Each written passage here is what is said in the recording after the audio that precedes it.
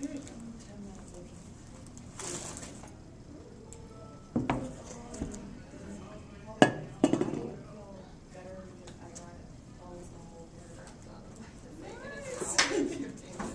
That's good. I didn't get anything done. There's nothing that you would eat for like lunch at my house right now. There's no soup or anything, but there's a ton of ice cream cake. So Best situation no, except your yesterday I had breakfast and then I went to go and see the potatoes and she gave me a donut as a present. I wasn't gonna have it right now. That's what how do you not eat it? And then I came home and I made the ice cream cake, so I was it as a brownie and ice cream cookie. Just eating brownie batter, cookie batter, and then I had a burger, and then I had some of the ice cream cake. It was a celebrate my birthday, so it's like, Oh, well, that's reasonable. yeah. But, yeah, oh my gosh.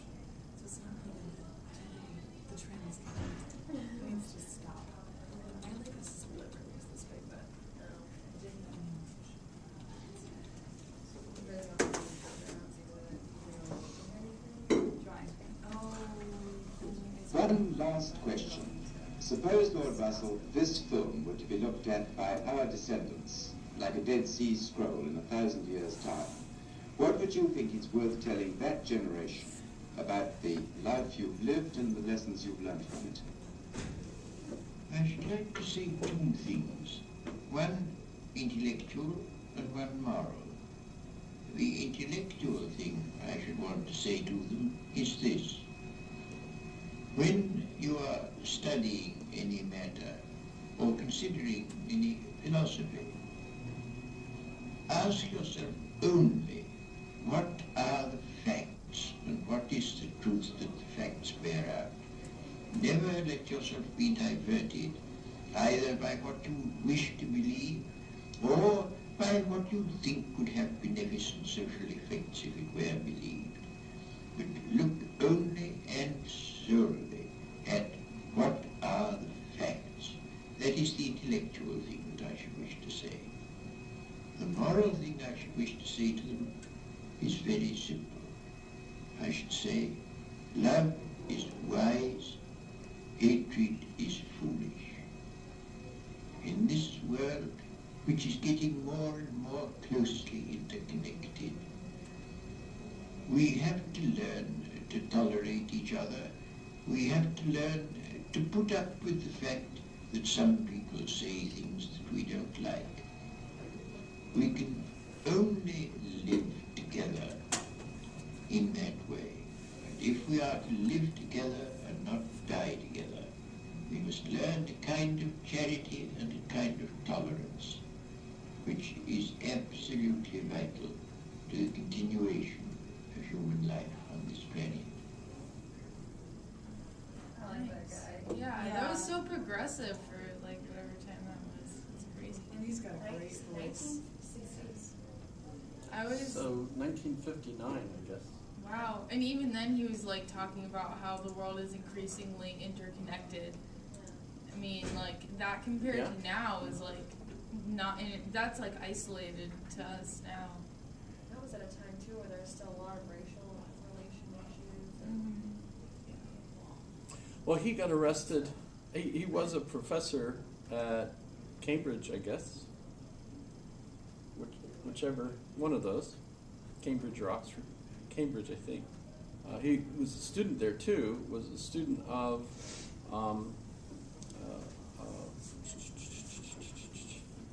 Gosh, he ended up co-writing his book together with him.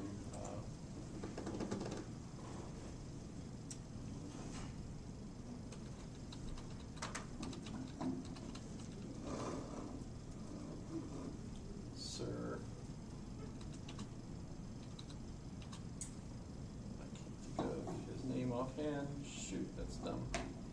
But the book was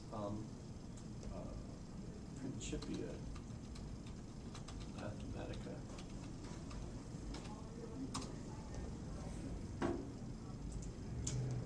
Alfred North Whitehead. So Alfred North Whitehead was his co-author. But originally Alfred North Whitehead was his math professor at Cambridge, and then he eventually became a professor there, and the two of them co-authored the Principia Mathematica, which is a 3-volume famous math work, probably runner-up to Sir Isaac Newton's Principia as the most important mathematical works. And we have a 3-volume set in the library, which you can actually take a look at. Be careful with it, though. The last I looked at it on Amazon, it's worth over $600. So we've got a lot of books actually in the library that you could check out, but are like worth a lot of money. So be careful with them. In any case, the idea of the Principia was to demonstrate that all of mathematics, arithmetic, is based on logic. And it's considered to have succeeded in doing that, although there are some problems associated with it. But basically, if you break all of our thinking down to 3 rules that Aristotle codifies in his Organon, his tool, as laws of thought. And those are the law of identity, the law of non-contradiction, and the law of the excluded middle. Those 3 laws basically are the laws on which all of our reasoning is built, including arithmetic. And so he basically uses those volumes to create a mathematical language, a logic language, which is, here's some examples. Here, which, as you can, if you're familiar with contemporary logic, you know that it's still pretty much the basis for most logical systems. We've got lots of different languages per se, like, for example, Microsoft DOS, Unix, B language, things of that sort, which, if you're going to be a programmer, you have to learn, be familiar with, right? You know, so all of that really evolved out of this attempt. It wasn't just Russell that was trying to do this. Gottlob Frege was also trying to do it in Europe, Germany. Giuseppe Peano, an Italian mathematician, was also working on it. There were others. And we're going to also look at Wittgenstein, Ludwig Wittgenstein, who was a student of Russell's.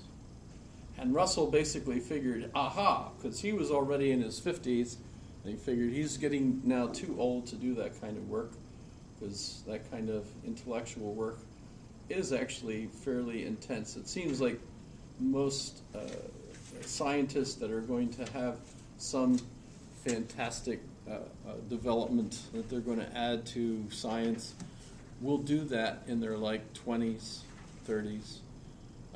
It seems like there's a good reason for doing that. It's not the rule all the time. Remember, Kant did his most significant work in his 60s, so that's kind of interesting, I suppose. But Russell felt like he was kind of finished, and so he needed to pass on the challenge to the next brilliant young wizard or whatever. And Harry Potter wasn't available yet, so it went to Ludwig Wittgenstein, who had some interesting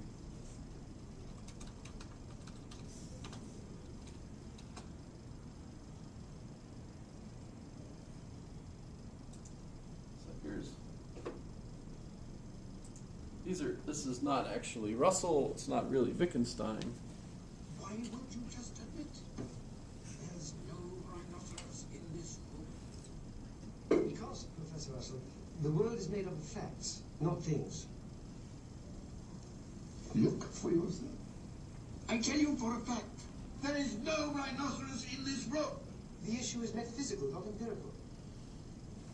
I thought the next big step in philosophy would be yours. Now, I am not so sure.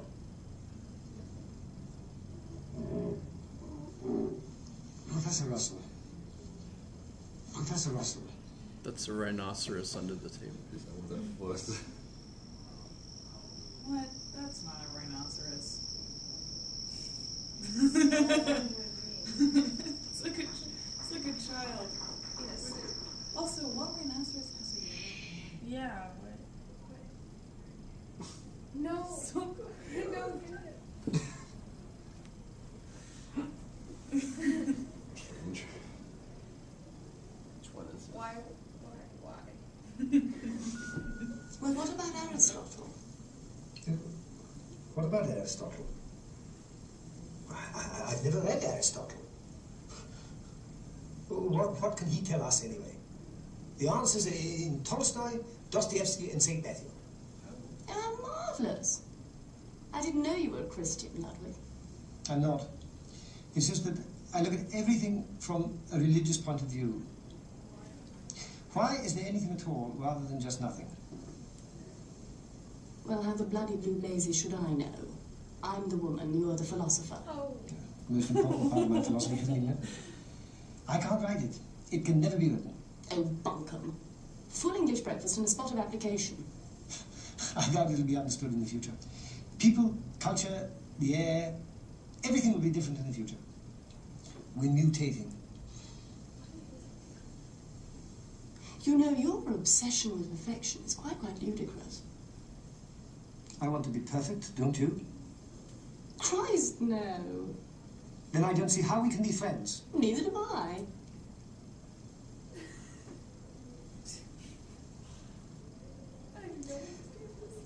I used to believe that language gave us a picture of the world. But it can't give us a picture of how it does that. That would be like trying to see yourself seeing something.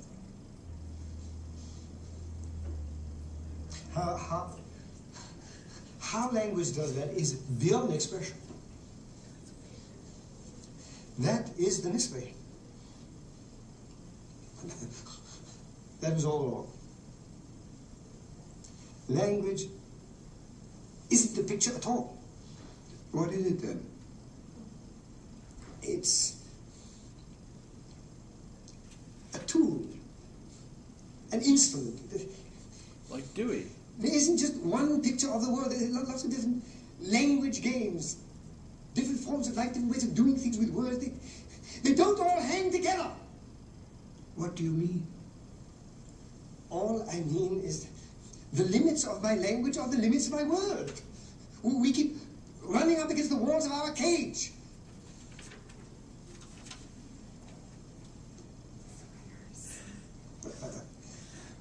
What is that?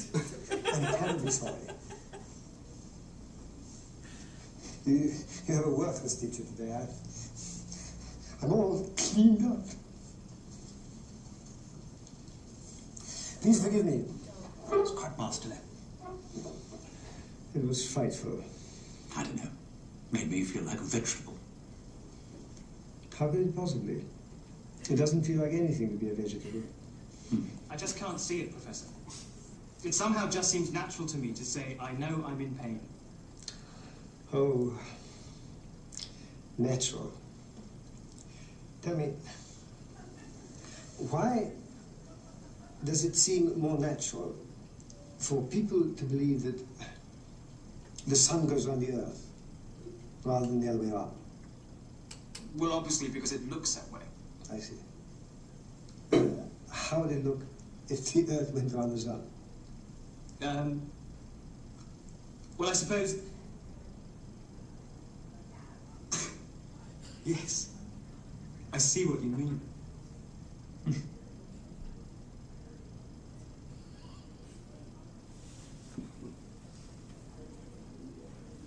Oh, this looks, wow, this stuff looks so good. Why on earth?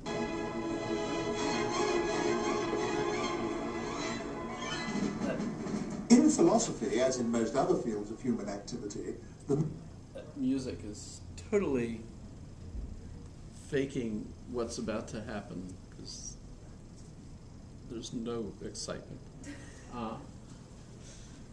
So Wittgenstein. Let me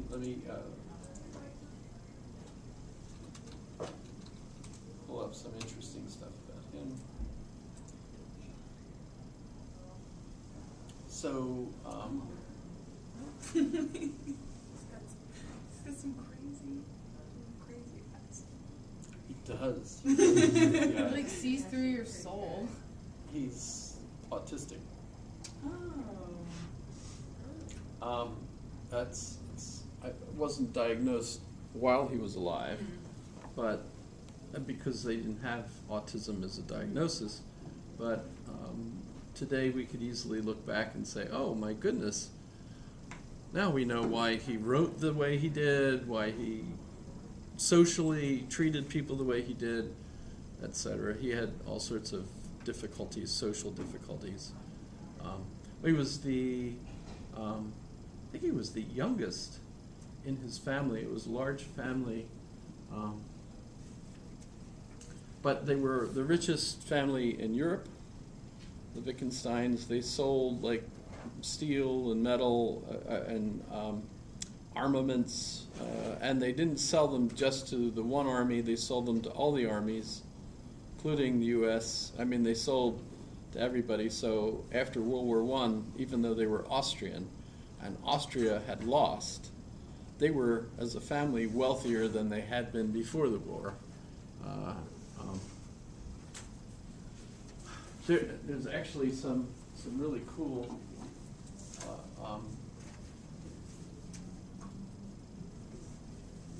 let me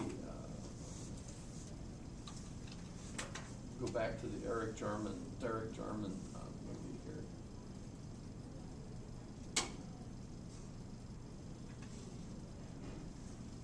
It's really, oh, this is cute. Let me tell you a little story. There was once a young man who dreamed of reducing the world to pure logic. Because he was a very clever young man, he actually managed to do it. When he had finished his work, he stood back and admired it. It was beautiful. The world purged of imperfection and indeterminacy. Countless acres of gleaming ice stretching to the horizon.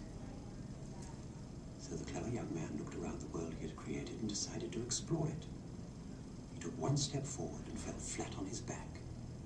You see, he'd forgotten about friction. The ice was smooth and level and stainless, but you couldn't walk there. So the clever young man sat down and wept bitter tears. But as he grew into a wise old man, he came to understand that roughness and ambiguity aren't imperfections. They're what make the world turn. He wanted to run and dance.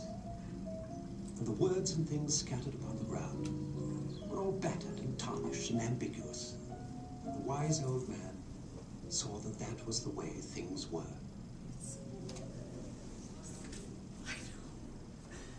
Oh, I don't see.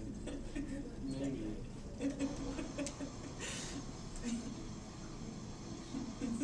And this was the cause of all his I think grief. this is his deathbed. Oh well. Hello.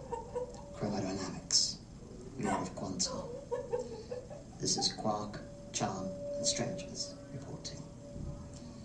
Concerning the philosopher Ludwig Wittgenstein, deceased. Solution to the riddle of life in space and time. Are you lies laughing at the outside guy? space and time. It's just a But strange that's you shape. and I know. There are no riddles. If a question can be put at all, it can also be answered. Why does he have like a shot of glass? Why does he have no neck? These are all legit questions.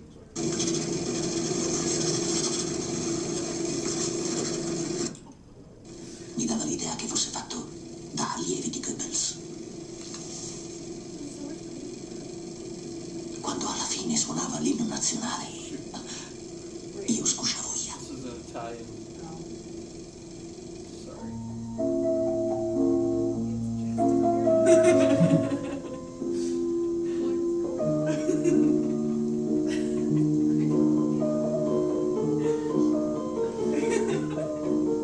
Avanti, Maynard! Più veloce! Non posso andare più in It's fretta, the vicino same alla... movie, but Is it it's a movie? yes, it's a Derek Jarman film that is about the life of Wittgenstein. I have it. It took me a couple of years to get it, actually, because the original production it's European, and it was made in a European TV format, the copy. So if I had ordered it that way, it wouldn't play in the U.S. on U.S. equipment. So I had to wait until they came out with a U.S. version of it, and then I bought it. But meanwhile, there were like lots of these cuts on the web, so I had been using them. But it's kind of neat, although it kind of squishes all sorts of philosophical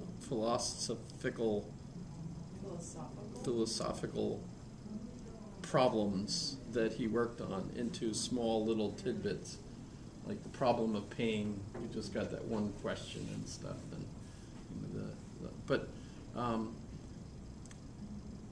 he first, as a wealthy kid, his father was raising him primarily to become an engineer, to take over the family business. One of the interesting things is that in his early school years, he had a classmate that everyone recognizes. What?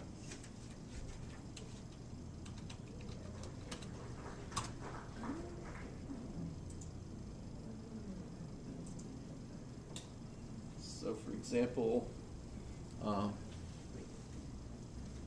there's no mustache on Hitler yet, but Hitler and Wittgenstein are in the same class in Linz.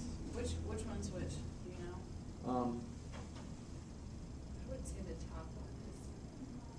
Because he kind of does look like he has the little mustache, but it's probably just a shadow. Yeah, it's the crappy photography, Okay. I think. Oh my gosh. Definitely. The top one is Hitler, yes. And he Who's looks like that one? Hitler. I don't know who that one is. Here's, so, yeah, top right is Adolf Hitler. And Wittgenstein. So, party, har, har, har. But so from Europe, he left to study flight, engineering flight in England. And that was, at the time, they were doing ballooning and things of that sort. This is early flight. While there, he actually invented a jet engine.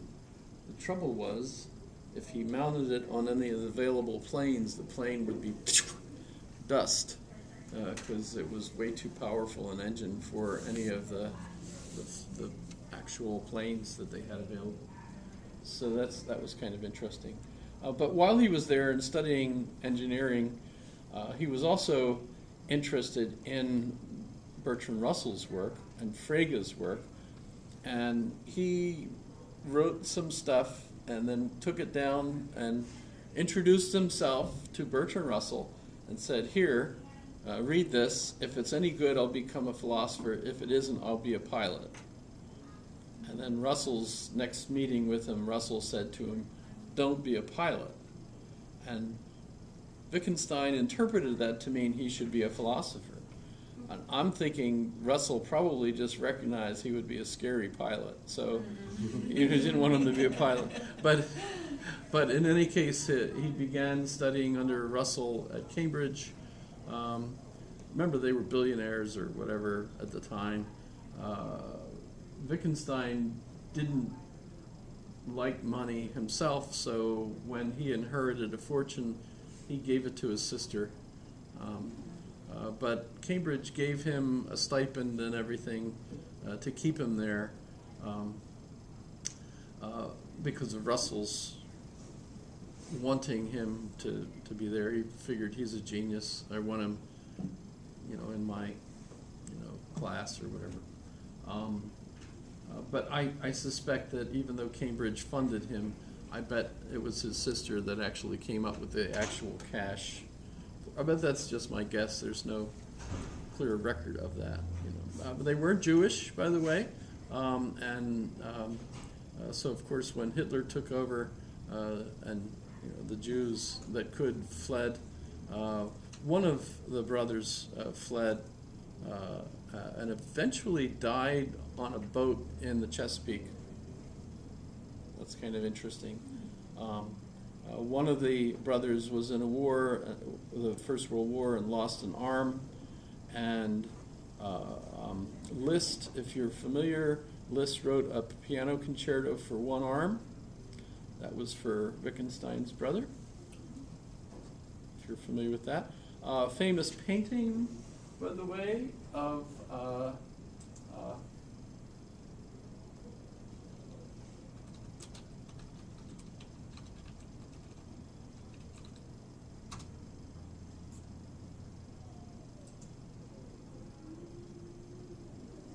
that's his sister.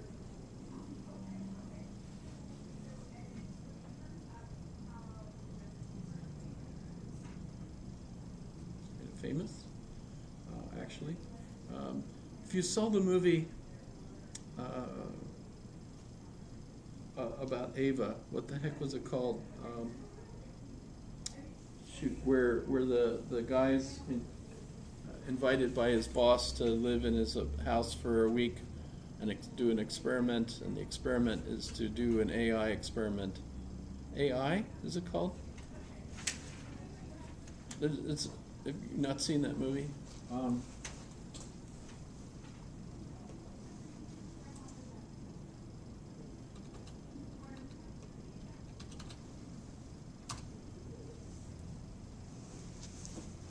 No, that's not it.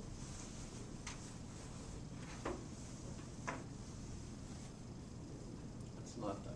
What is it called?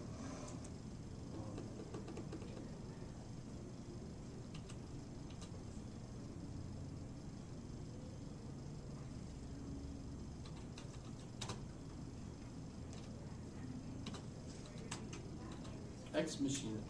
That's it.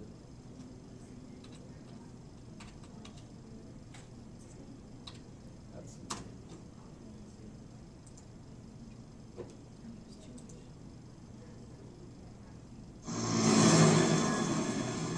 Did I show you this before? So how does the program of get to be meeting the CEO? I won a competition. The president can't get Mr. Garrick on the phone. You got the golden ticket. You guys haven't seen this one.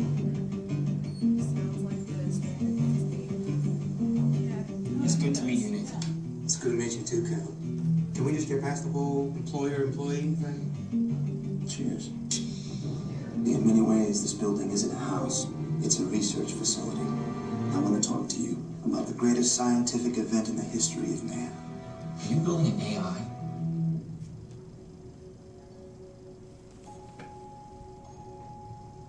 Hello. Hi.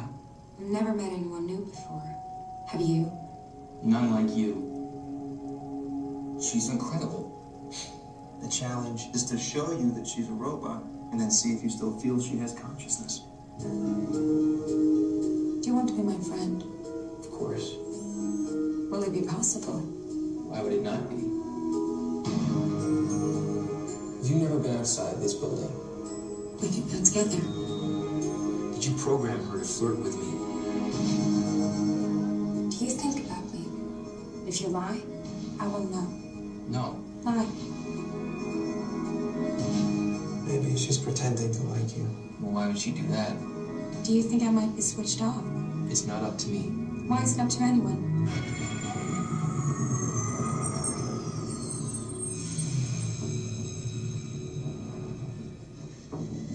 You shouldn't trust Nathan. You shouldn't trust anything he says. I think it's the next model that's going to be the real breakthrough. And what do you do with the old one? You have to help me. One day the AIs are going to look back on us, upright apes, all set for extinction. Is it strange to have made something that hates you? What were you doing with Ava?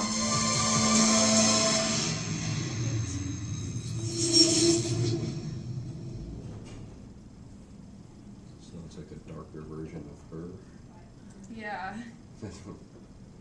Well, in the movie, in one scene, you've discovered that he's got like various art on his walls, and one of the paintings is Wittgenstein's sister.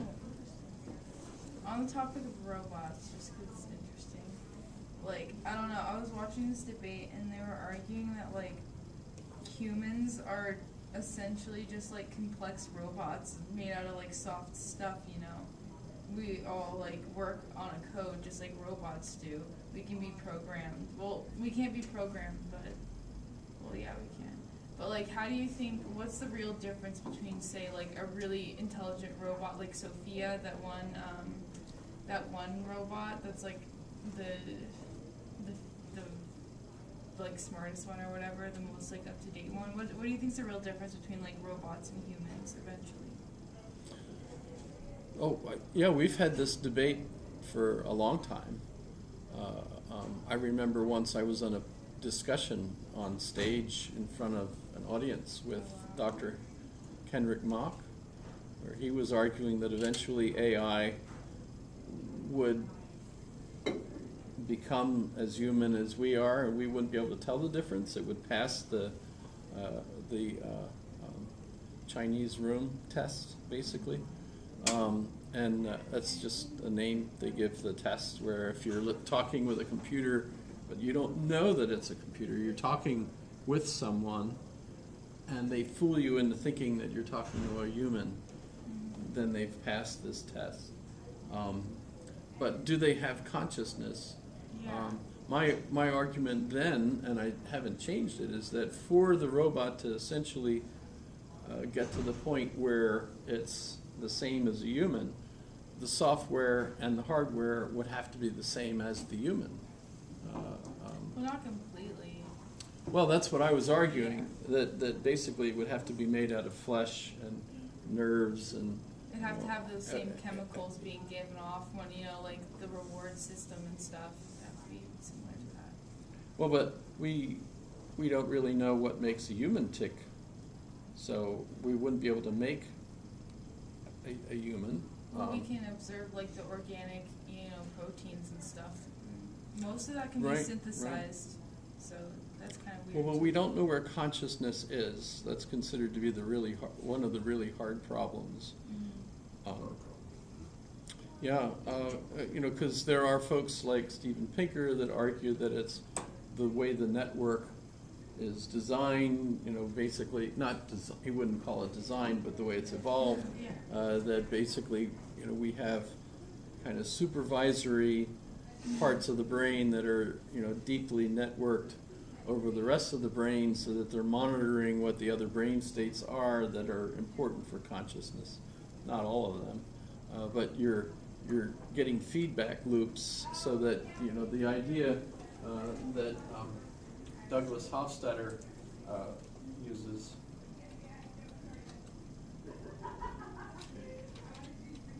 I am a strange loop.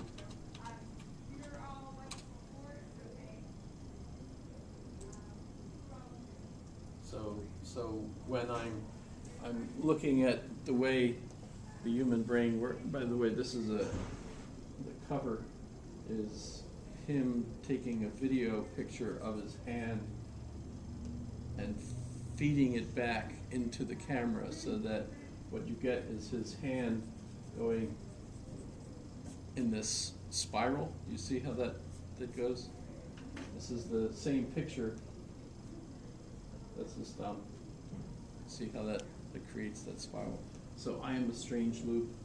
Basically our brains are doing that so that we can think about ourselves, thinking about ourselves, etc.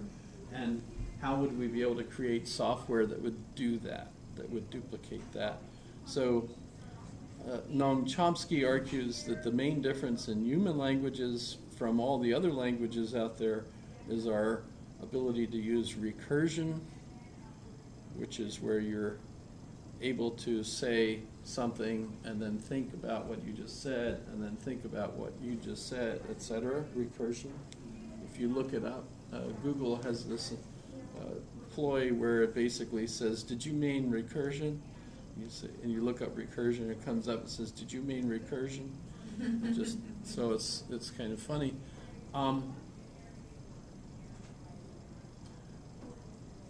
But the more interesting point of view comes from Roger Penrose in his book, The Large, the Small, and the Human Mind.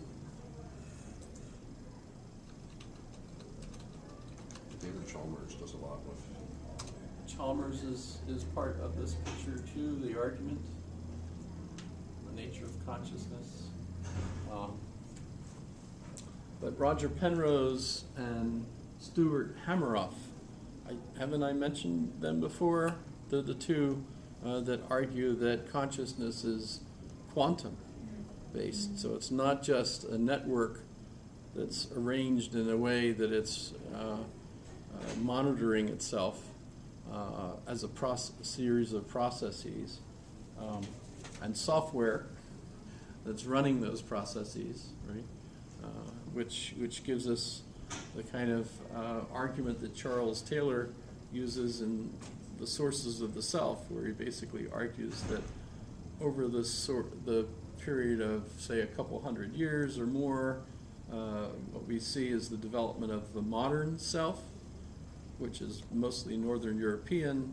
It's basically a software program that has incremental changes through literature mostly, all the way up past Shakespeare, etc., until you get this conception of the self that you have, that you've been raised to have, that is really very different than most other societies in the world, where people have not been raised to think of themselves that way, and that a lot of the social issues, the sense of rights, the idea of independence, free will, all these kinds of things that we've really been kind of constantly harping on as I focused on kind of the history of philosophy,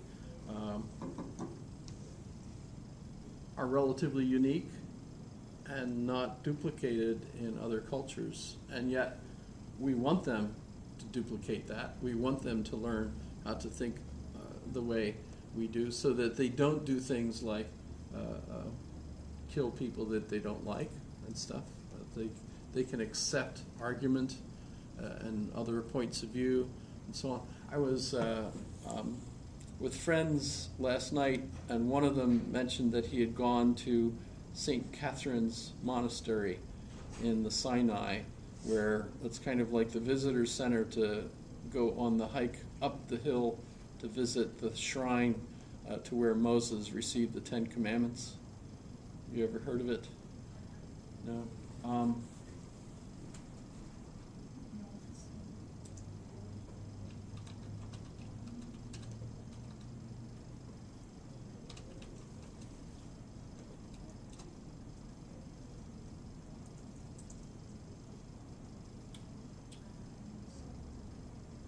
So this is a monastery in the valley in the Sinai, and from there you can literally walk like this path, which takes you all the way up.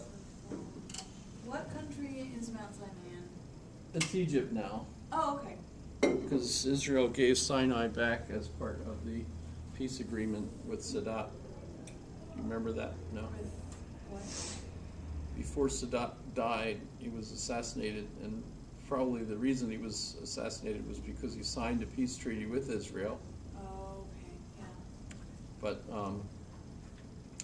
in that peace treaty, Israel gave Sinai back to Egypt, even though they had won it in the war. But they gave it back. But that's kind of interesting because it fits into my story, because when my friend said that he had been there, when they got on the bus to get to St. Catherine's, as soon as they got on the bus, two men with machine guns got on the bus to protect them against terrorists, just in case. Right? And at the table, one of my other friends says, I went there too, but when we got on the bus, no men with machine guns got on, but someone said, you might be attacked by terrorists. And then one of my other friends, the oldest at the table, said, I was there too, but that was when Israel had the Sinai and there was no danger. So at the table, 3 of my friends all had visited this place. So last night, by the way, I went there with my Oculus Rift and I visited this place, and it was like, See any terrorists? no, actually. A lot of camels. Literally, you could ride the camel up that path most of the way. But, you know, looking at it, there were a lot of people up there, and they took a lot of pictures, so I got to see the Mount Sinai Shrine. I don't know if...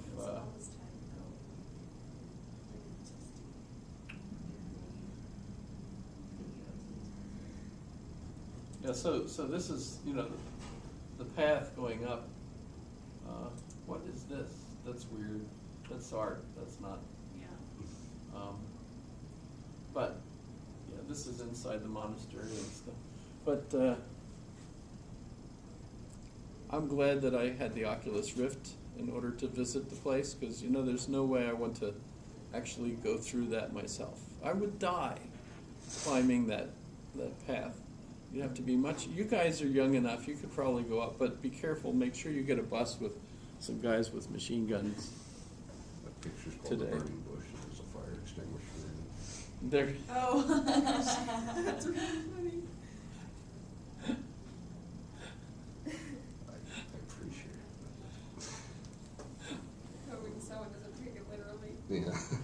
Well, just in case. There are no burning bushes on that mountain, and not anymore, anyway. But so, you know, the folks in that area are of a mind to literally just kill people that they don't like. And so,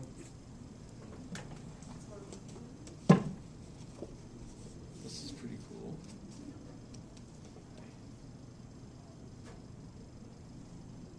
So the second universal language, this is Michael Ignatieff, The Ordinary Virtues. The second universal language, what he means is the language that all humans speak naturally. And he's not talking about an actual language, but our moral impulses. Is international humanitarian law. Also followed this vernacularizing pattern. In Muslim countries, the International Committee of the Red Cross, for example, has sought to enlist local traditions of warrior restraint to find common ground between international law and Quranic injunctions against the infliction of indiscriminate harm on civilians. The Red Cross had some success with this strategy of cultural fusion, but as a Western organization, it has learned the limits of its cultural and legal authority. Its efforts to teach the laws of armed conflict in the Middle East have been set at naught by the belligerent brutality of the Syrian regime on the one hand and the ferocity of Islamic jihadis on the other. More broadly, within the Islamic world as a whole, Western norms have only limited purchase on the battle of ideas that has ensued across the Islamic world as to whether the faith is a language of love or a language of war. These examples illustrate the extent to which moral conflict rather than steady convergence of norms marks contemporary globalization, etc. This is kind of interesting. It ties in with Bertrand Russell's argument of how the moral point of view, that we should all learn to love one another, and that's not working. There's a lot of places where it's not working. Although Steven Pinker argues in The Better Angels of Our Nature, and now in his new book, Enlightenment Now, that if enlightenment succeeds in persuading more and more people throughout the world, that we will be able to get along with one another, and that we have less war than we used to. But so Wittgenstein's family were wealthy. He went on to study with Bertrand Russell. His focus was on the program that Bertrand Russell was trying to create a perfect logical language that would enable people to communicate clearly and precisely. In a way it has, because of course computer programming is that kind of thing. So when you're playing a game and you slice the head off of the dragon, the computer program will have the head of the dragon fall down and drop around, and the tongue will roll out, and so all that stuff happens because the code details precise responses to your slashing off the head of the dragon, right? So that's all perfect code. There's no ambiguosity in the way the computer handles that kind of stuff.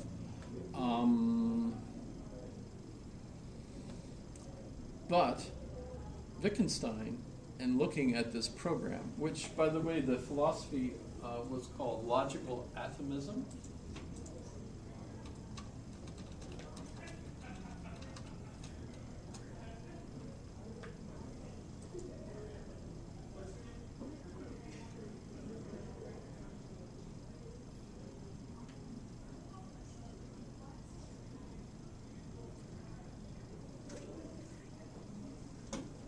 Theory holds that the world consists of ultimate logical facts that cannot be broken down any further, etc. Well, so this resulted in Wittgenstein's first book, which actually ended up becoming his PhD thesis. And this is an odd thing in that one video, notice he pointed out to his, I think that was Lady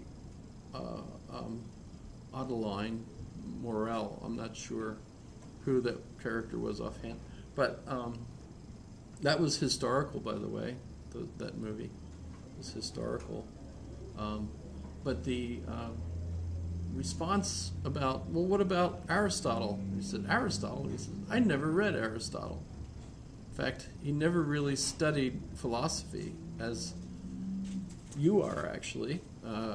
He did read Kant and Frege. Remember, he was studying to be an engineer, and he got interested in some philosophy, but he never really studied like through the course of the history of philosophy, etc. And that's actually pretty obvious when you're reading his stuff, that he's not really a philosopher. He's a language, he's a logician. He's questioning how language works. And that's what Russell was trying to do. And he came up with the Tractatus Logico Philosophicus, which is where he invents what we call the truth tables. Familiar with truth tables? Maybe this link will actually show us.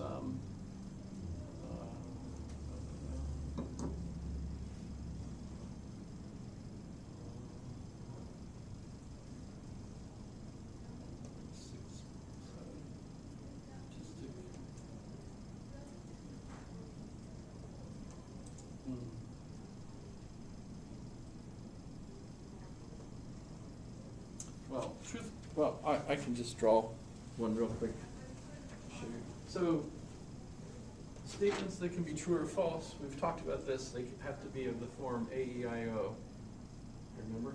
So they're, as Aristotle said, these are categorical statements. They're relating to categories, what we would call nouns, right, or predicates. Predicates actually a class of characteristics. So they're really nouns, so they're sets of things, or relating to sets of things. You're either relating them by saying all of these are in this one, none of these are in this one, some of these are in this one, some of these are not in this one. Right?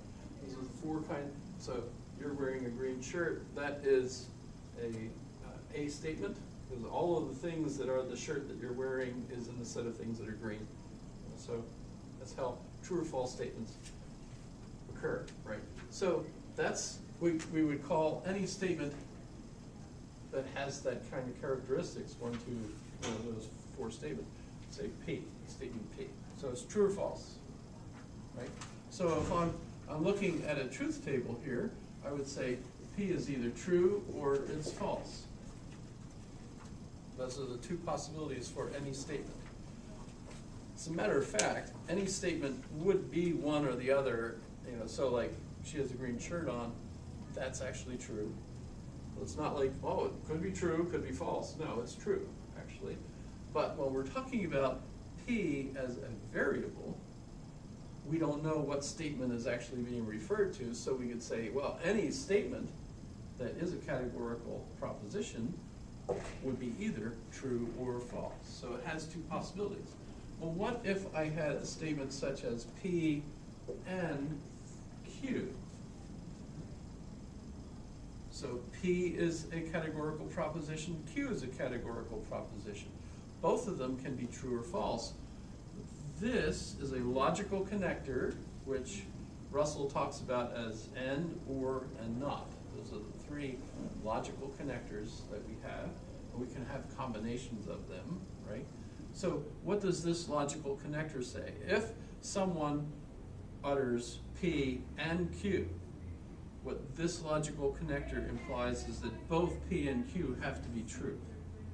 So the only way that this whole compound statement would be true is if both P and Q are true. If either P or Q or both were false, it would be false instead, right? So what we now have is this truth table way of analyzing any logical combination of statements, which, by the way, is how computers tell whether your code is coherent or not.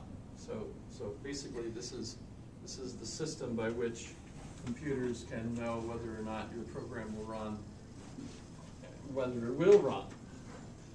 And if it doesn't run, it's because you screwed up, right? And what you're essentially using is Wittgenstein's truth tables in order to do that, right? But then the problem came, so this is a fantastic system, but at the same time in the book, he points out the real point of the book is an ethical one, and that is because the conclusion, he says, is whatever can be said clearly, what Russell was trying to do, but the most important things can't be said. Like he was doing in that one video where he's saying, you can't express how language can do this, right? You know, including moral things, love, how you can express, like in the one movie, he uses an expression, you know, that, you know, bicyclist did this to him as he was crossing the road. It was a British insult, basically calling him an idiot, you know, by going like this, because he really historically walked across the road without paying attention, right in front of a bicyclist who almost hit him, and then gave him this V sign, right? And it's kind of hilarious. I'll see if I can find that.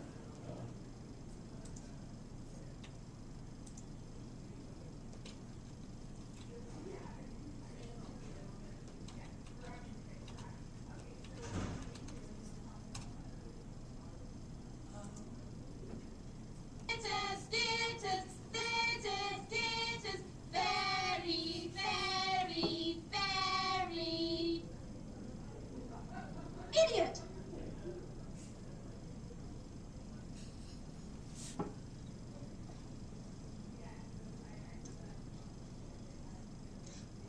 What does this mean? It's a gesture of contempt. A cyclist did this to me as I was crossing the road. I decided then and there to kill myself. Are you coming to the Palladium with us this evening? Yeah, but what's the logical structure of this gesture? It doesn't have one. That means I spent most of my life good thing down a blind alley. Isn't it rather an overreaction to kill yourself because somebody gives you a visa?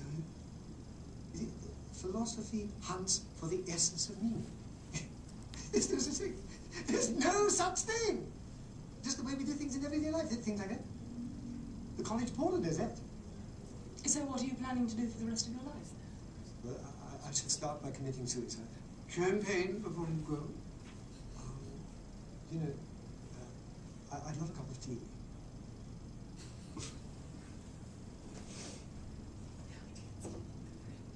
Interesting movie, isn't it?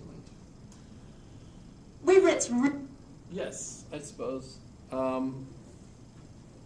He was certainly interesting. I found the most interesting biography, maybe the only biography. Well, there's lots of stuff written about him, but Ray Monk, Wittgenstein, The Duty of Genius I read it during the summer, and it was fantastic. Because it doesn't just give you the biography, it also explains the philosophy and how it evolved through the two periods. So the first period is that Tractatus, where he's Russell's best, right-hand man, taking the project on to the next stage. But he goes and studies after World War I. He goes and studies teacher training in order to become a school teacher. And the teaching that he was trained to follow was based on John Dewey's philosophy. Remember I pointed out John Dewey's teaching influenced not just American educational processes, but also worldwide. So he got to visit Italy, China. John Dewey did. It was bad news for him to visit places like Italy, though, because every single year when he visited Italy, one of his sons that went with him got sick and died. I would have thought that after the first couple of times they would have learned their lesson and not taken sons with them or something, to Italy. But the teacher training is this system based on this dialectical process that Hegel gives us. Remember, he had studied Kant. He had read Kant. He was interested in Kant prior to the Tractatus. But when you read Dewey, you're really getting a dose of Hegel and the theory of inquiry and School and Society. Those books that were part of the teacher training program were books that he was reading. And he came out of that realizing that the whole process of the logical atomism that Russell was working on was inadequate to explain how language worked. That language is a dialectical process, and that there's a lot of different language games. There's an expression that he created, language games. Language games follow rules, and the rules are how the language, he called it grammar rules. It's very puzzling because it's not strictly speaking grammar as we normally use it. But nonetheless, there are certain things you can say in one context that you can't say in another. So, for example, if I go in to the Carr's supermarket and I see oranges are on sale, I go, oh, are these on sale? Yes. How about these apples? Are these on sale? No. So I can't buy them? No, yes, you can buy them. They're just not on sale. Well, how can I buy something if it's not on sale? Right? I'm messing with the head of the clerk, because I should know in this particular environment, the language game is slightly odd, that there are things that are on sale that, well, you can buy everything in the store except maybe the shelves, right? But there are some things that are on special sales, et cetera, et cetera. But notice, that's one language you could use in the supermarket. But if I went into, say, Providence Hospital and walked up to the information desk and I said, are you guys having a sale on heart attacks? I'd love to, like a 2-for-1 special or something. I would love to stop in and have a heart attack when they're on special. I don't want to have them, while they're full price, That's like, no, that's not how that language game works, right? There's different rules in that particular language game than in a Carr's supermarket, right? And they're dependent on the form of life. The form of life are the things that we actually do in everyday life. The college porter knows that, That's why he spent all those years groping down a blind alley, or whatever the heck he said, right? In that, right? So you've actually got different kinds of situations. Remember Charles Sanders Peirce? How is the language used in a particular environment, right? The pragmatic analysis of language, right? Well, now Wittgenstein is picking up on this and comes back and confronts Russell by saying that's all wrong. And that's why Russell is so upset with him. I guess it's the rhinoceros under the table thing. I'm not sure how that would apply to it. But you get the idea. Oh, Russell really had his hopes set on this young man. But at that point, he no longer supports Russell's plan of changing language into a logical structure that's how everything will be said from now on, is in that. No, there's all sorts of things involved. By the way, in Vienna, there was a group that were referred to as the logical positivists.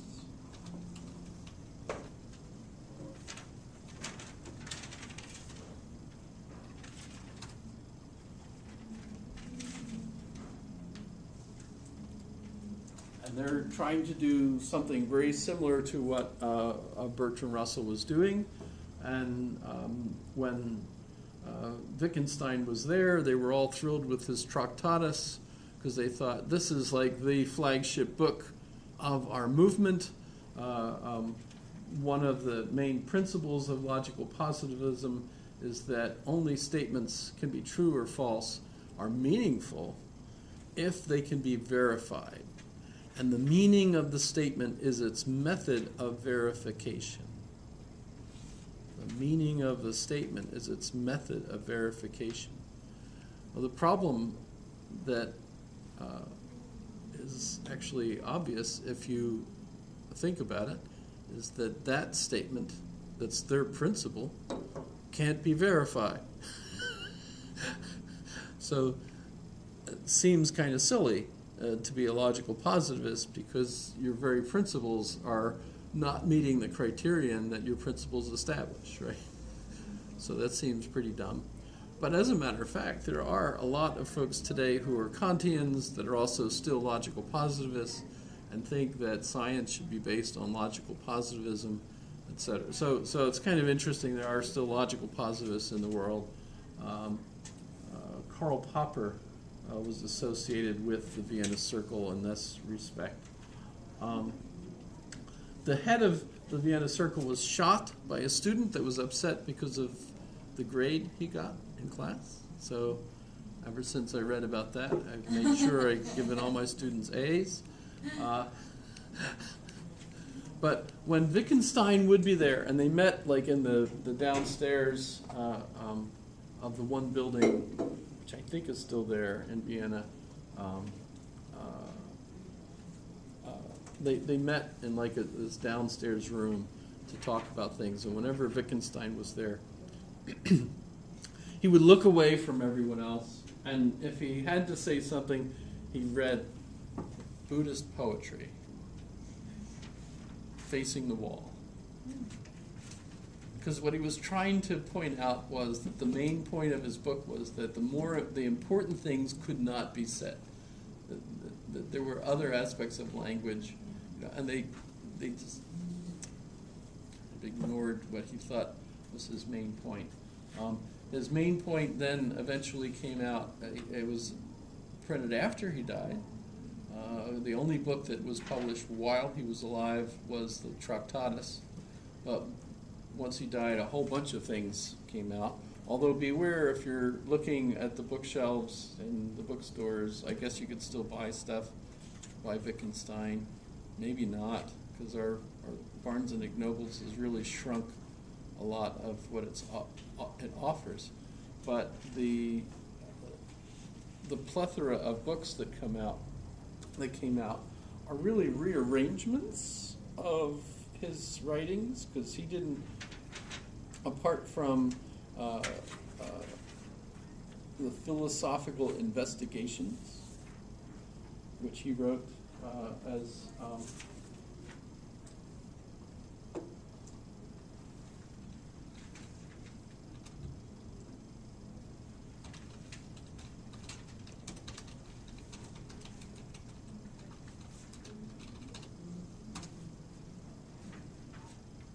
oh, why am I in a dictionary?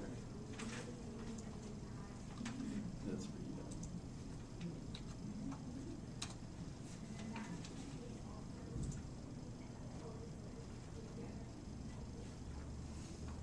So the philosophical investigations is, by the way, it's written in an autistic format.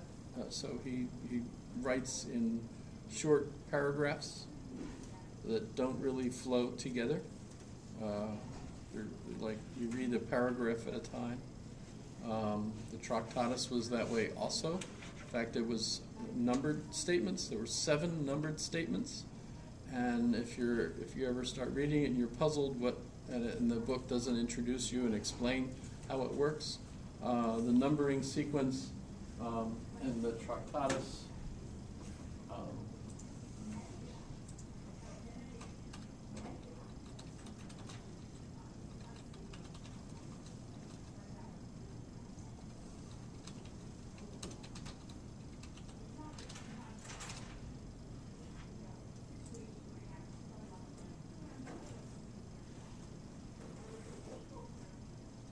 Although a good copy of it will have the German on one side and the English on the other.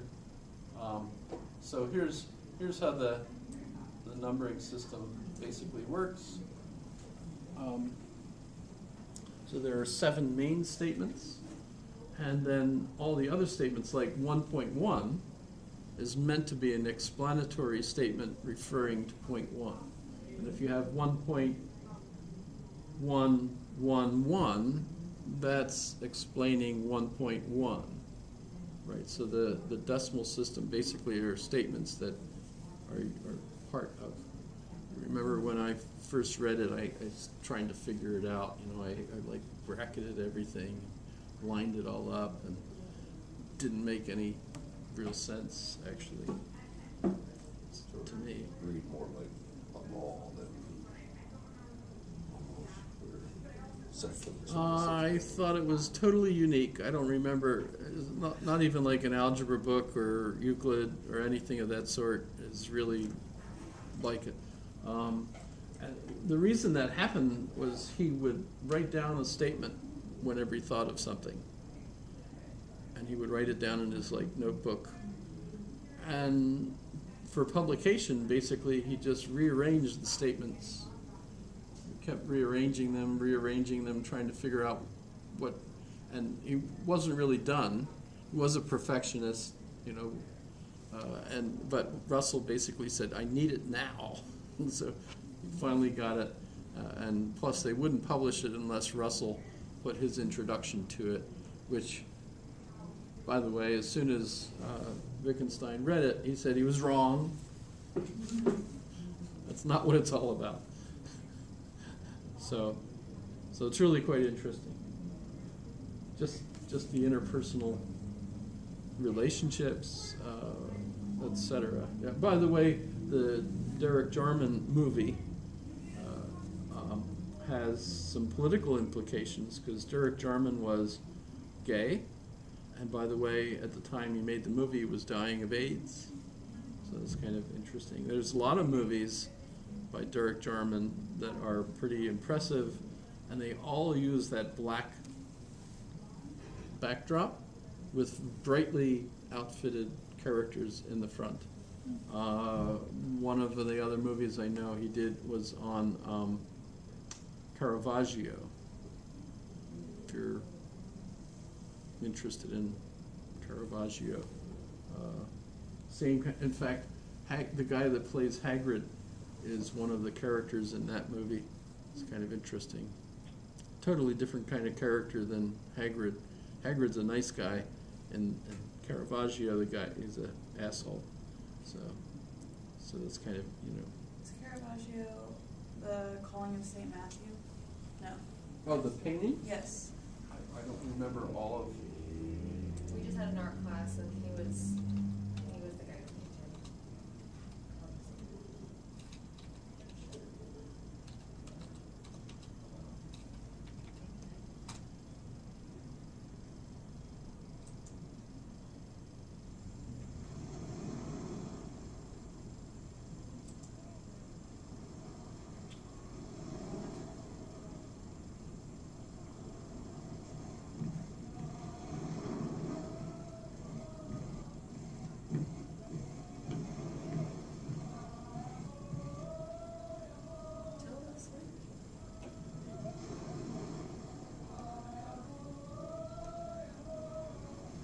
Robbie Coltrane.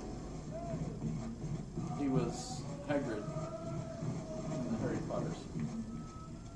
Michael Gow is the one who was playing Bertrand Russell in the Wittgenstein movie. He was also Batman's sidekick in some of the movies and died a few years ago.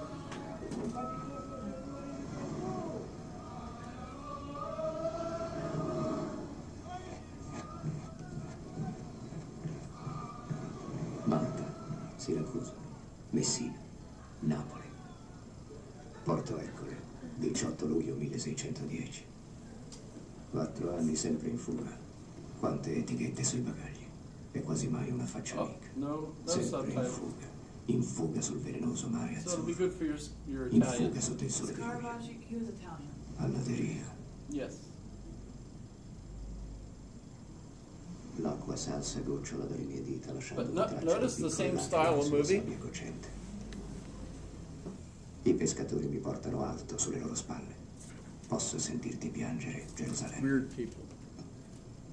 But, so, Derek Jarman was gay, and there's questions over, well, Caravaggio too, but over whether Wittgenstein was gay or not. And Jarman presents Wittgenstein as clearly gay, but that's actually argued by a lot of his students that he was weird, but not. But, well, I don't want to take sides on. Well, I shouldn't have meant. Well, so there's political arguments that Wittgenstein shouldn't be presented as gay. But no one actually really knows. But in the movie, they present him as like lying in bed with a friend, you know. But no one knows, you know, if he had relationships of that sort, etc. By the way, he left. Which one's Caravaggio? I think the one in back is in this scene.